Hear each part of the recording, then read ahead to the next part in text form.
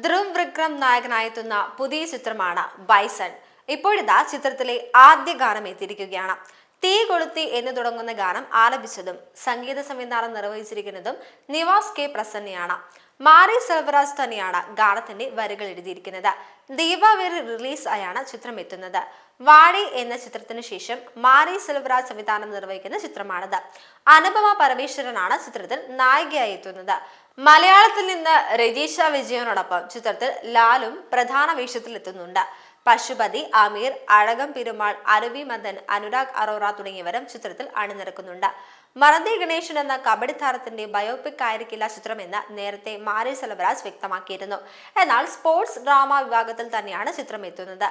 ഏഴിൽ അരശാണ് ചിത്രത്തിന്റെ ഛായാഗ്രഹണം നിർവഹിക്കുന്നത്. പാരജത്തിന്റെ നീലം പ്രൊഡക്ഷൻസ് ആണ് ചിത്രത്തിന്റെ നിർമ്മാണം നിർവഹിക്കുന്നത്. അതേസമയം കാർത്തിക് സുബ്രാജ് ചിത്രം മഹാനായിരുന്നു ധ്രുവ് വിക്രമിന്റെ അവസാനമായി പുറത്തിറങ്ങിയ ചിത്രം. തിയേറ്റർ റിലീസിനു ശേഷം നെറ്റ്ഫ്ലിക്സിലൂടെയായിരിക്കും ചിത്രം സ്ട്രീമിംഗ് ചെയ്യുക.